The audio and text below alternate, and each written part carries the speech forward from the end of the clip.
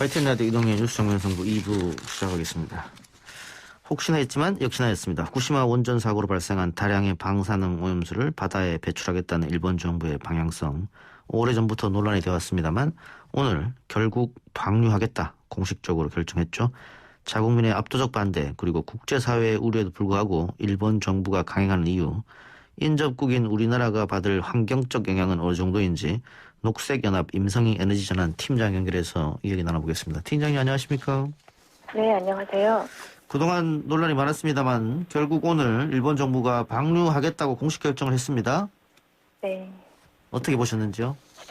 네, 그동안 일본 정부가 지속적으로 오염수 해양 방류를 암시하고 또 결정하겠다고 내비쳐 왔지만 정말 최종 방류하기로 한 결정이 적습니다. 모두에게 굉장히 충격일 겁니다. 저는 생태계와 인류에 대한 명백한 테러, 핵테러라는 말이 과장이 아니라는 생각인데요.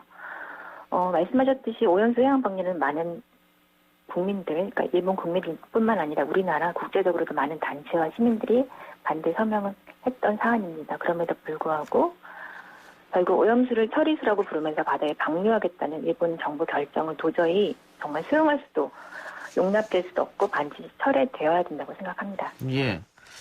이 오염수가 얼마나 오염된 상태인지 정화는 어느 정도 됐는지 일본 정부가 정보도 제대로 공개하지 않고 있다고 하는데 방류하는 양이 어느 정도고 왜 그냥 두고 봐서는 안 되는지 설명 좀 부탁드리겠습니다. 네, 지금까지 약 후쿠시마 오염수가 125만 톤 정도가 쌓여 있습니다. 예. 물론 이 오염수는 계속 증가할 건데요. 매일 그 140톤이 넘는 오염수가 계속 쏟아지고 있는 상황인데 예. 녹아내린 그 해결료를 시키기 위해서 매일 냉각수로 쏟아붓기 때문이죠. 예. 이걸 최대 30년에 걸쳐서 바다로 방출하겠다는 건데요. 일본 정부가 다액종 제거 설비를 통해서 제거했다고 하지만 전체 오염수의 70%에서 이미 기준치 이상의 고농도 방사성 물질이 남아있는 상황입니다. 예. 골수암이나 백혈병을 유발하는 방사성 물질인 스트론튬의 경우에는 기준치 2만 배를 초과한 상태인 거죠.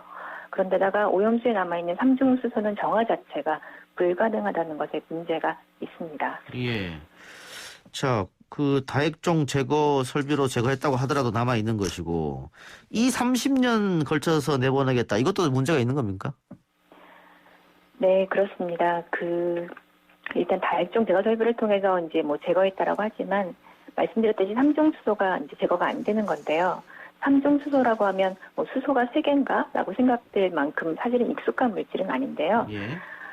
트리튬이라고 하는 방사성 동위 원소입니다. 수소 원자에게 단일 양성대로 되어 있다면 삼중수소는 중성자 2개가 더 붙어 있어서 3배 무거운 수소, 그래서 삼중수소라고 하는데요. 암과 백혈병을 유발하는 방사성 물질이어서 30년에 거쳐서 쏟아부어도 사실은 제거되지 않는 거죠. 예. 예. 그러면 120만 톤이 있고 매일 140톤씩 생긴다고 하셨는데 네. 이거 바다에 쏟아붓는 거 말고 다른 보관 방법이 그럼 있습니까?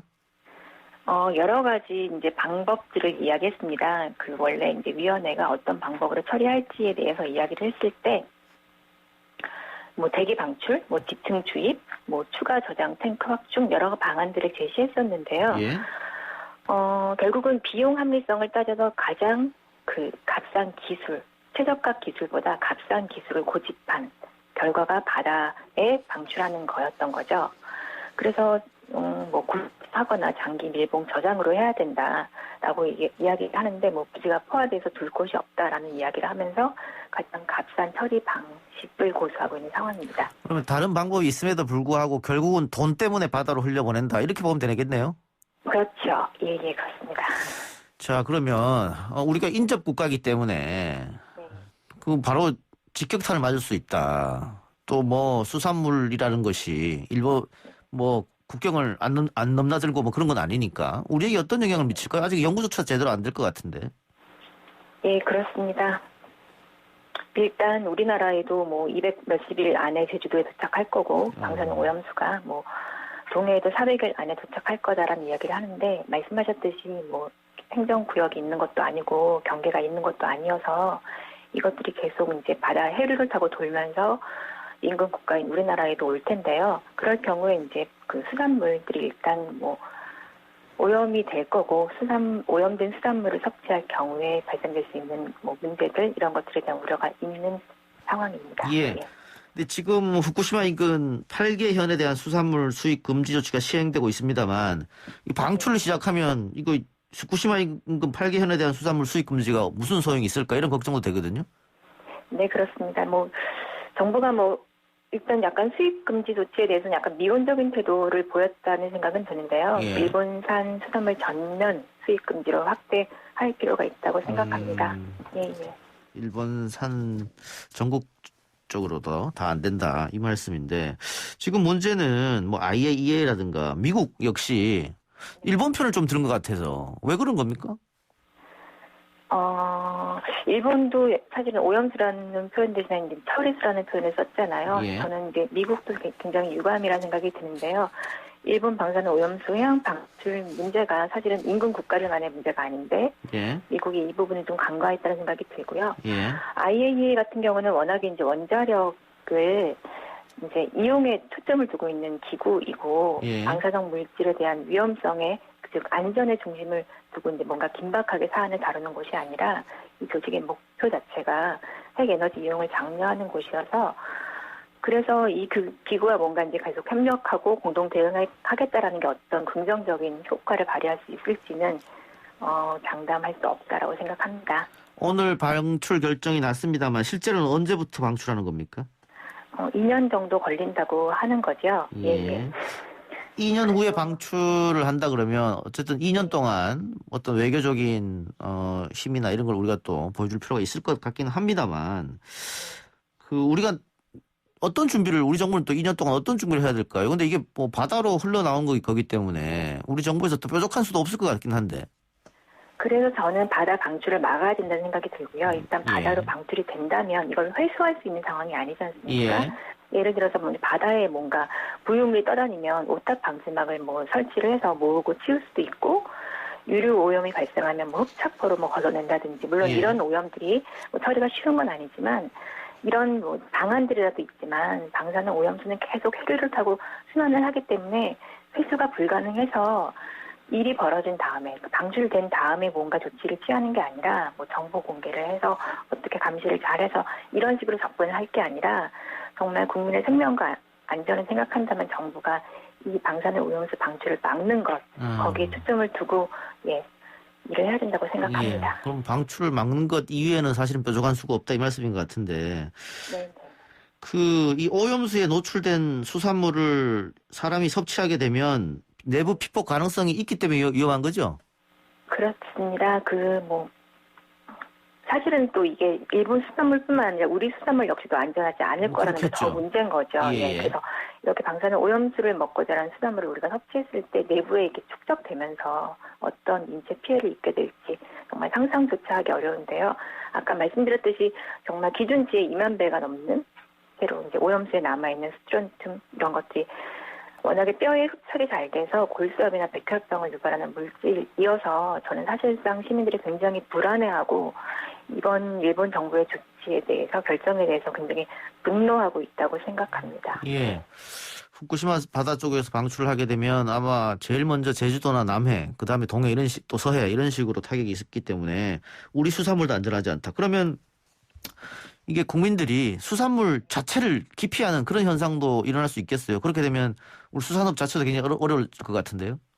그렇겠죠. 저희 수산업에서 국내에서도 굉장히 기피하는 음식이 될 수도 있고 또 외국에서도 사실상 우리 국내 수산물에 대한 안전성에 대해서 의구심을 가질 거기 때문에 사실상 수산업계는 굉장히 큰 타격이라고 생각합니다. 예. 그 수산물 섭취량이 전 세계에서 우리나라가 1등이던데 일본보다도 더 많이 수산물을 먹고 있던데 이게 2년 뒤부터 이런 일이 벌어진다면 정말 걱정이 아닐 수 없습니다. 알겠습니다. 우리 정부의 외교적 노력이 더 필요하다 이렇게 보고요. 마지막으로 하실 말씀 있으면 하시기 바랍니다. 사실 여러 외교적 조치들을 해야 된다고 생각하는데요. 사실상 이제 여러 가지 이야기들을 하십니다. 런던 협약에도 우리나라도 가입되어 있어서 원래 런던 협약이라는 게 해양 보호를 위해서 해상 소각이나 폐기물 투기 이런 걸 금지하고 있는 건데 거기 의제로 다루어서 뭔가 이제 이것이 오염수 방출이 가능하지 않도록 조치를 취할 수 있는 노력들도 있고 국제해양법 위반이다라는 제소도 가능하다 이런 말씀도 합니다. 정부가 여러 가지 조치를 취해서 가능한이 아니라 반드시 이번에 그 오염수 해양 방류를 막았으면 합니다. 우리도 정부가 그렇게 이제 일을 할 수 있도록 시민들도 함께 촉구하고 결집해야 하지 않을까 싶습니다. 알겠습니다. 팀장님 오늘 인터뷰 고맙습니다. 네, 감사합니다. 지금까지 녹색연합 임성희 에너지 전환 팀장이었습니다.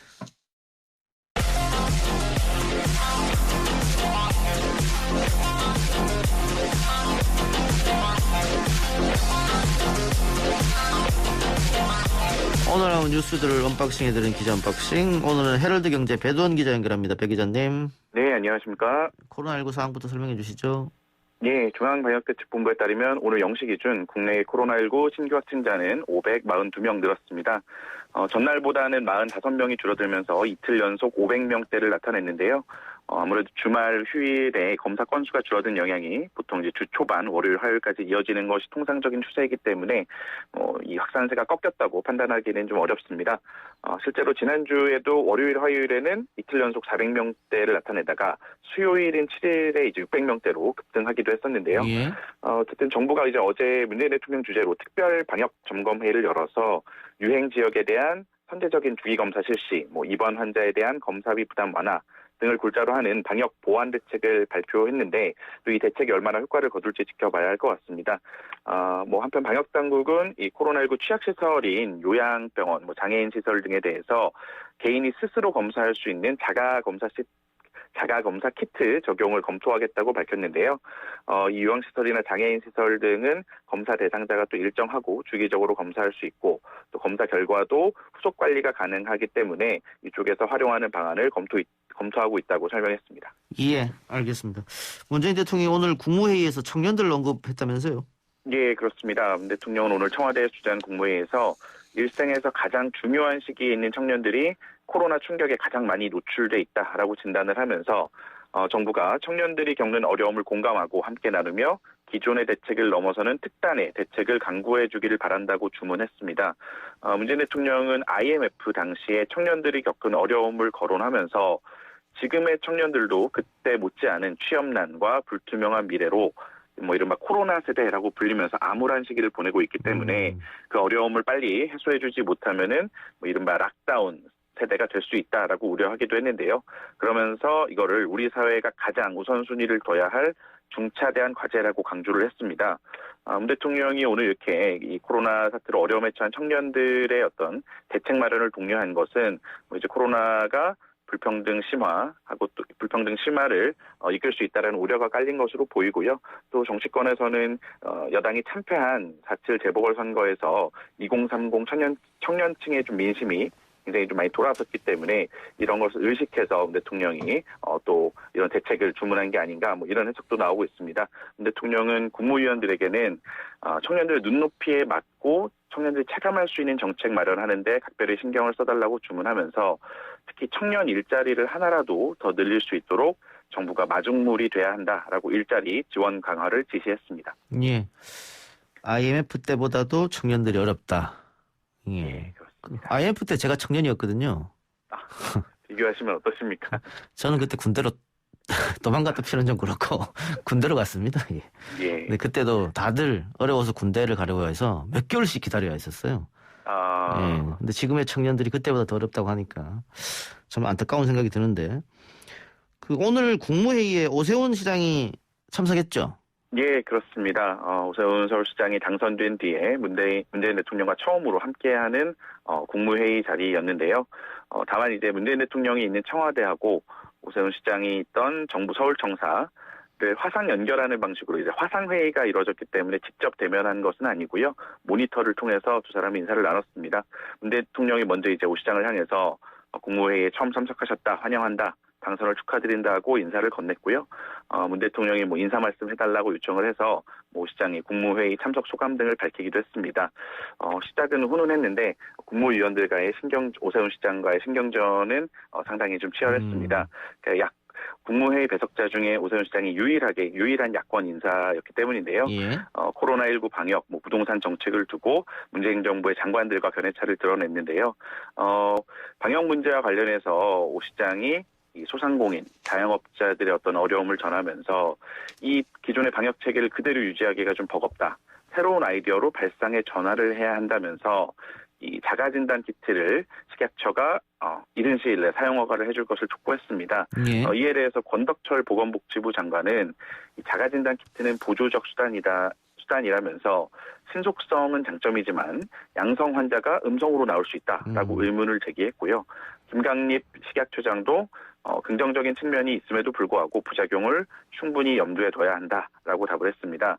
또 이 중대본 2차장을 겸하고 있는 전해철 행정안전부 장관도 지자체가 새로운 아이디어를 낼 경우에 이 중대본, 중앙방역대책본부죠. 중대본과 협의를 해달라.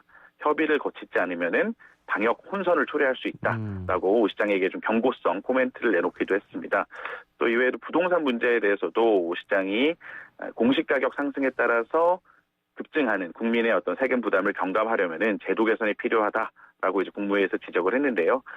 그러면서 공동주택의 가격 결정 과정에 지자체가 권한을 갖고 참여할 수 있도록 협력을 요청했습니다.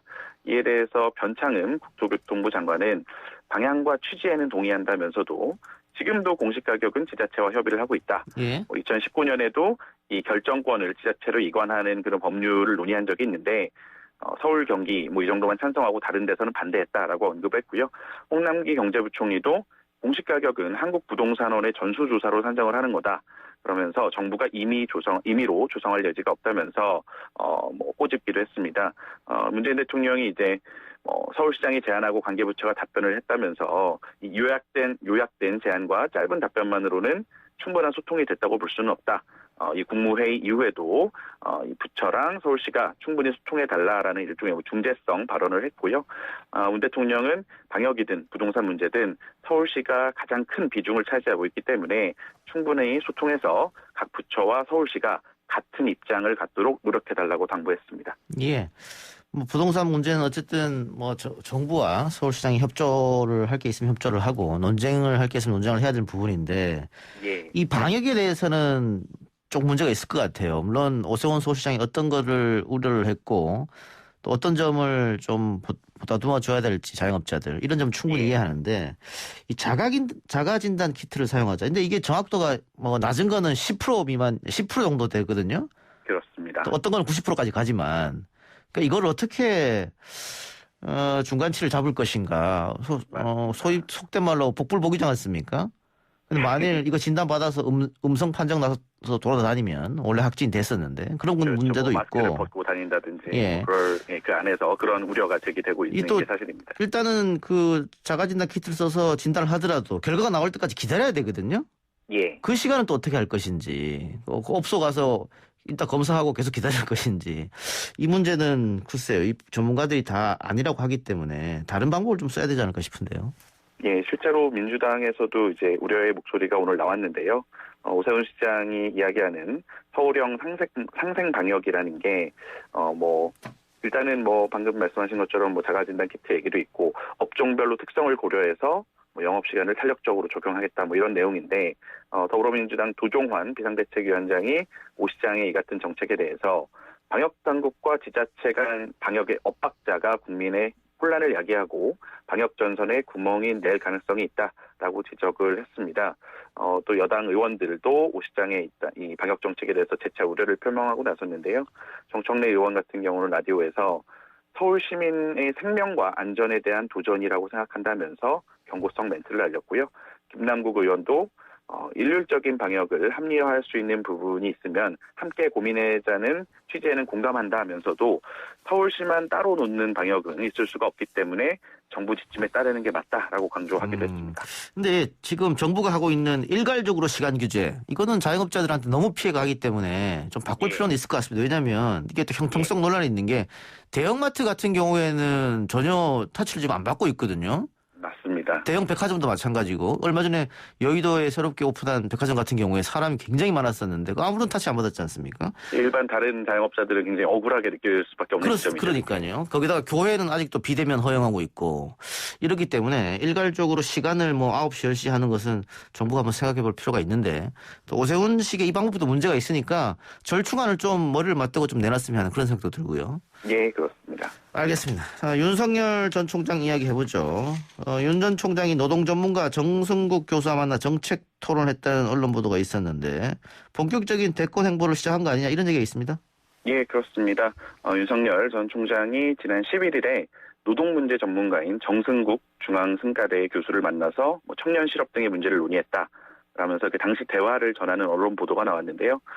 서울 종로구의 한 음식점에서 만나서 한 4시간가량 이 회동이 이어졌다고 하고 아무래도 야권의 유력 대선 주자로 꼽히고 있기 때문에 윤 전 총장이 또 이 검찰 문제 외에 사회 현안에 대한 입장을 밝힌 게 사실상 처음이거든요. 그래서 관심을 좀 끌었고요.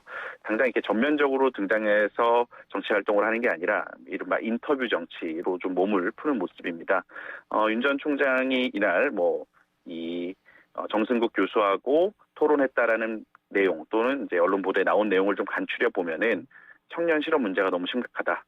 이 문제를 큰 담론으로 우리 사회가 관심을 가져야 한다. 최우선 해결 과제다. 그다음에 청년들이 비정규직이면은 어떻게 연애를 하고 결혼을 하고 출산을 할 수 있겠느냐.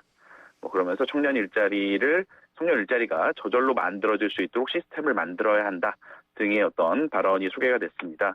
아무래도 이제 대권 도전을 위한 첫 스터디 과제로 청년 일자리 문제를 고른 것으로 보이고요.